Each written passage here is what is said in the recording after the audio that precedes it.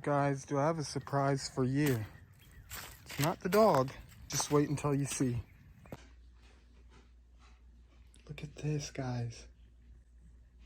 Are you kidding me?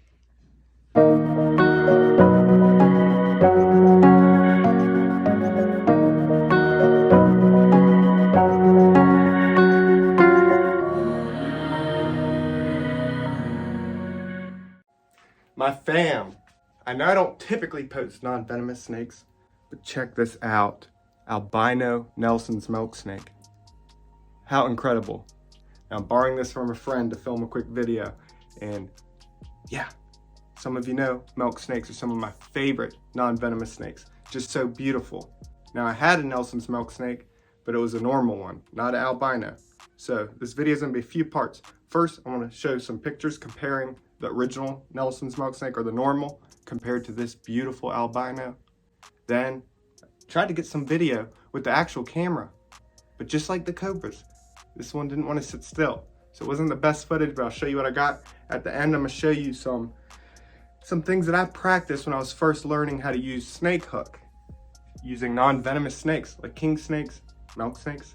They're very similar movements to cobras, just twists and turns to make them fall back down.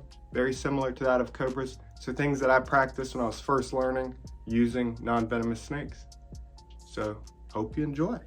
Subscribe if you're new, but check it out. So I'm starting with this one, the normal one that I had. You see how beautiful this one is? But compared to the albino, look at that. Now if you were to choose, which would you pick? They're both so beautiful. I might have to go with the normal still. But regardless, both are so beautiful. But you can see, just incredible, this albino. I love the pattern close to the tail. You see these little spots. Beautiful.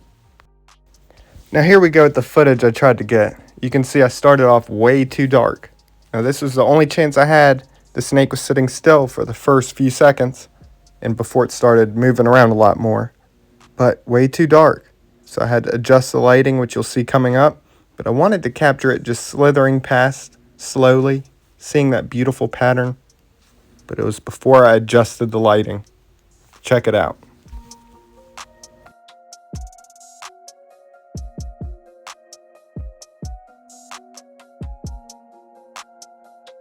So now I cut on some lights, trying to get it just right, but may have got it too bright, which you'll see coming up when I try to focus on the face. Very hard, think too much light. But I already had it out for a little bit, and I didn't want to stress it out more, so I captured what I could. But look at it, this. Beautiful. Looks like a little coral snake, doesn't it? Or even like a crate. But here's the face. Watch, the lighting made it hard to focus. Just too bright, I think. But oh well. Maybe I'll borrow it again another time and try to get some better video.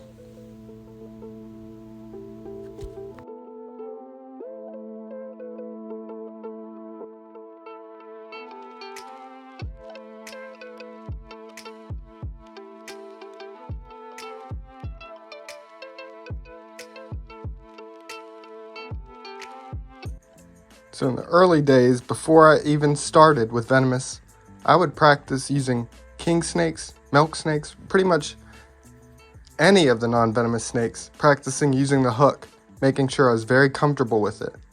One of the first things I practiced was finding that perfect balance point with one hook, being able to get it off the ground in one try, because repetitive touch would make the snake more wiggly. After I felt confident in that, I started practicing using two hooks. So I would hook, and you see right there was even a failure on my part.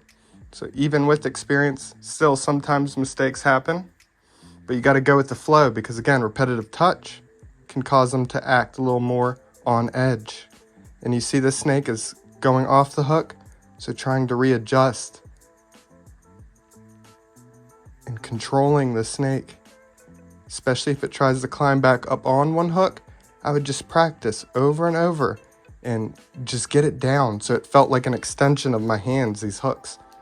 And then over time, I would practice using one hook entailing, especially with a snake that is a little bit more wiggly and defensive.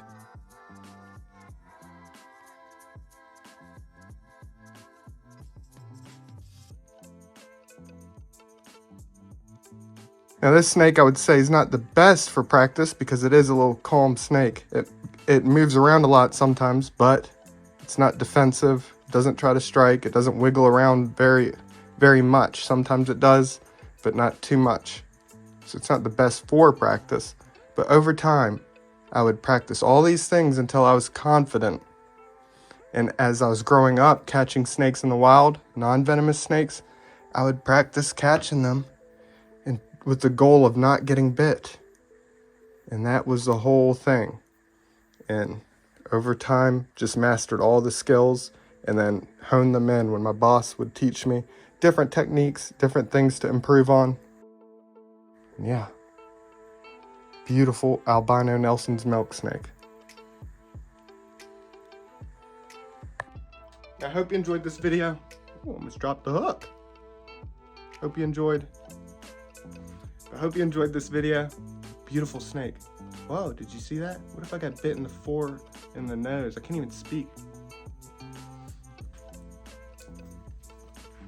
Well, I hope you enjoyed this video. Beautiful albino Nelson's milk snake. Look at that tail. Anyways, subscribe if you're new. Big shout out to my channel members. If you'd like early access to videos or just to support, consider becoming a channel member. Click the description. Follow me on Instagram. Check the little bit of merch. Be back very soon. Love y'all.